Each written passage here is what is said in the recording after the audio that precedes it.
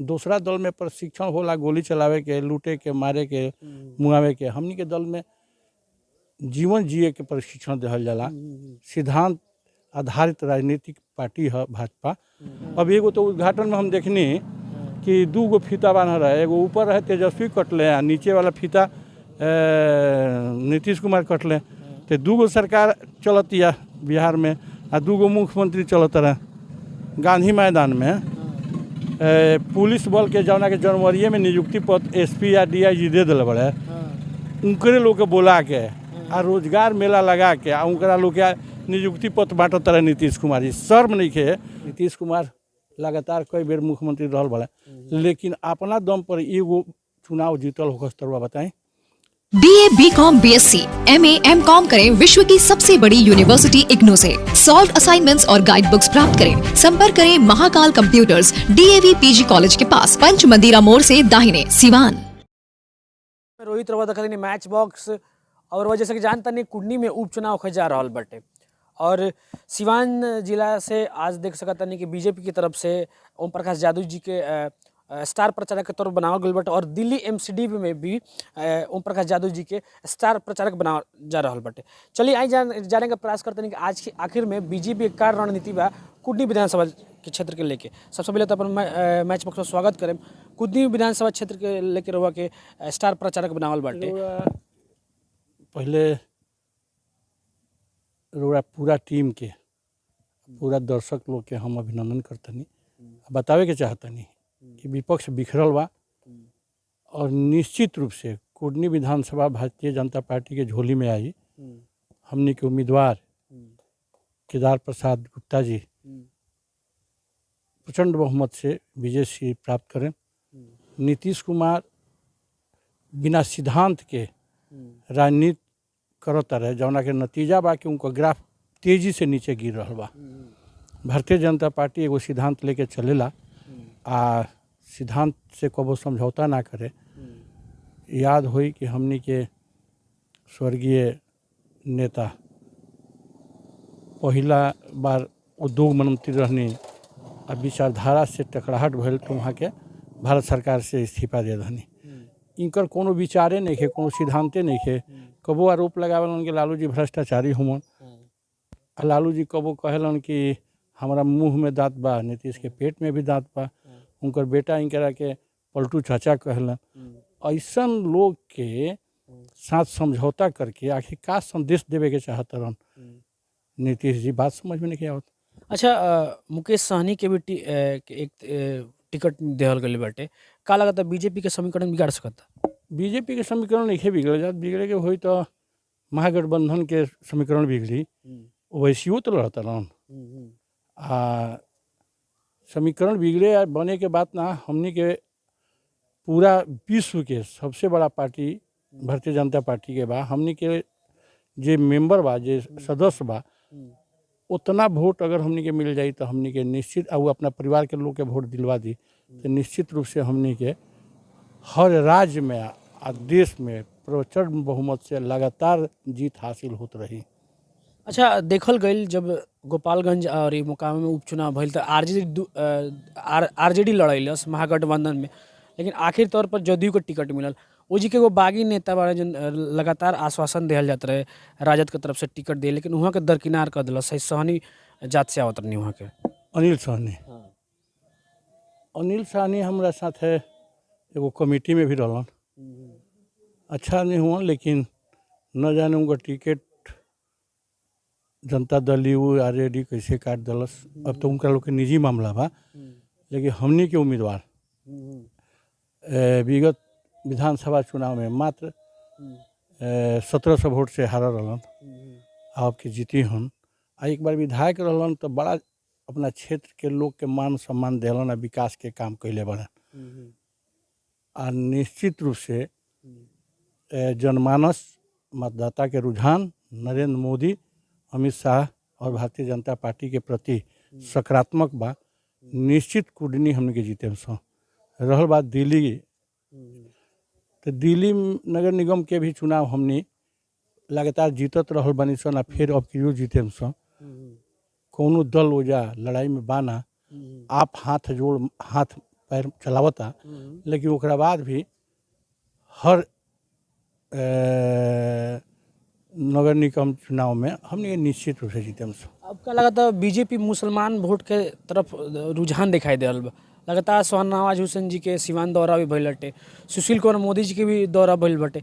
ऐसे का लगता कि शाहनवाज हुसैन के अब मुख्य तौर पर मुस्लिम चेहरा के तौर पर बीजेपी रुझान करे के चाहती है? देखिए, जाति या धर्म से ऊपर उठ के सिद्धांत के राजनीति भारतीय जनता पार्टी करेले।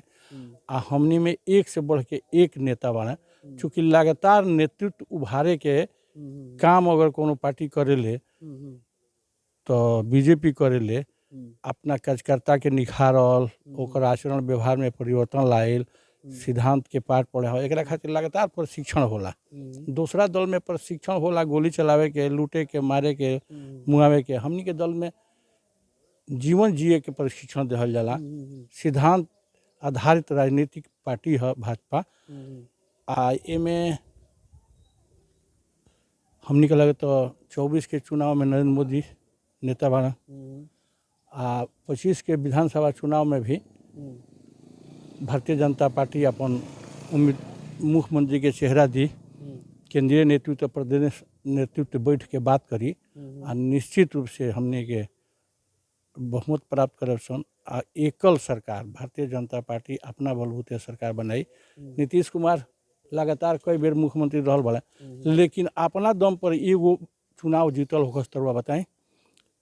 अपने चुनाव MLC से चलिए वाले मुख्यमंत्री बन जाए, अपना दम पर उनका चुनाव स्पष्ट बहुमत प्राप्त करे के कुवते नहीं है। अच्छा, कुर्नी में महागठबंधन की तरफ से, जदयू की तरफ से मनोज कुमार कुशवाहा जी आयल बनी। का लगता नीतीश कुमार जी के वोट बाकी महागठबंधन के वोट भाजी? महागठबंधन आ नीतीश कुमार के तो कहीं वोट बाना, आधार आ सिद्धांत विहीन राजनीति कैला से उनका वोट घिसक गई बा। आ अति पिछड़ा के जौन वोट अपन मानत रहे हैं, तो देश के प्रधानमंत्री अति पिछड़ा वर्ग से आवेला। वो समाज पढ़ल लिखल समाज आ प्रबुद्ध समाज अब बाबे अति पिछड़ा, वो अपन नेता चुन ले बा। खलिया पड़ गए बड़े नीतीश कुमार। एगो इहो बात सामने आवत रहे कि जन सिवान के मुसलमान वाला बीजेपी के तरफ ज़्यादातर रुझान देखत रहे। बहुत सारा ऐसा कैंडिडेट वाले जन शहाबुद्दीन समर्थक वाला बीजेपी में आवत रहे। देखिए, खाली सीमान में ना, देश में वो लोग देख रहल कि विपक्ष सांप्रदायिक कहेला, लेकिन भाजपा ही सबल सरकार दे सकती है, देश के उन्नति प्रगति कर सकती है, सब समाज के सर्व वर्ग के उत्थान कर सकती है। बीजेपी जब से सरकार में बिया 7.5 साल से लगातार नरेंद्र मोदी के एगो योजना के हो बताओ कि हिंदू खातिर वो योजना चलत हो के, मुसलमान खातिर ना चलत हो के। सबका साथ, सबका विकास, सबका विश्वास लेकर के नरेंद्र मोदी आत्मनिर्भर भारत बनावत रहे। उनका हमनी के पहले विदेश से हथियार खरीदत रहनी सन, आज हमनी के हथियार दूसरा देश खरीदता। आत्मनिर्भरता के ओर तेजी से हमने के बढ़ रहा बनी सन। आरजेडी कहले कि MI समीकरण हमसे के स्तंभ हटे, वो हमसे कबो ना टूटी। समीकरण पर चुनाव लड़े ला लो, लेकिन हमनी के समीकरण पर चुनाव ना लड़नी, हमनी के सिद्धांत पर चुनाव लड़े नहीं। आ भारतीय जनता पार्टी के एक कार्यकर्ता राष्ट्र प्रेमी होला, राष्ट्र भक्त होला। ओकरा खातिर सरकार आइल गोइल कोनो माने ना रखे, ओकरा खातिर जीत हार कोनो माने ना रखे, ओकरा खातिर सिद्धांत माने रहेला। अब वैभवशाली राष्ट्र, उन्नत राष्ट्र अभी गइल बनी इंडोनेशिया प्रधानमंत्री जी, जौन सम्मान मिलल बा, एकरा पहले केहू के मिलल रहला का सम्मान हो। इंदिरा जी भी बहुत मजबूत माने प्रधानमंत्री रहल, लेकिन उनको ना मिलल सम्मान। आज 5 साल तक मनमोहन सिंह रहलन बेचारे, इनके तक केहू जानबे ना कल, को पूछे ना देहलस। तो ऐसे वो लोग गठबंधन के, महागठबंधन के लोग जातीय मजहब के बात करेला, हमनी के ना। अच्छा, जब Pradeep Tiwari, law and order के हम बात करते हैं, प्रदीप तिवारी जी के हत्या भइल, लगातार अब देखा जाता है कि मुखिया जिला के जितना मुखिया संघ बाटे एगो धरना प्रदर्शन करते रहे। पहले ऐसा देखे का ना मिलता रहे, लेकिन अब जितना भी जनप्रतिनिधि बाड़े काफ़ी डरल बड़े, सहमल बड़े। आखिर में बिहार सरकार वो लोग के सुरक्षा प्रदान नहीं काहे नहीं कर पावत? हमने के सरकार रहे तो हमने के मंत्री, पंचायती राज मंत्री सम्राट चौधरी जी लिखित आदेश दिलन डीएम एसपी के कि जे जनप्रतिनिधि मुखिया सरपंच बीडीसी हथियार लेवे के चाहता प्राथमिकता के आधार पर उनका के हथियार दिहल जाओ। लेकिन सीमान में ऐसा ना भइल, सीमान में आपराधिक हथियार दिहल गए। अभी डीएम साहब से उस दिन हम कहनी कि आपने एक ऐसे आदमी का हथियार दिए हैं जिसका दरौंदा थाना में भी एफआईआर में नाम है और महाराजगंज भी थाना में आपराधिक किस्म का है। जांच चल रहा बा, हथियार रद्द हुई। लेकिन ऐसा आदमी की अगर हथियार प्रशासन देता तो निश्चित भय के माहौल रही।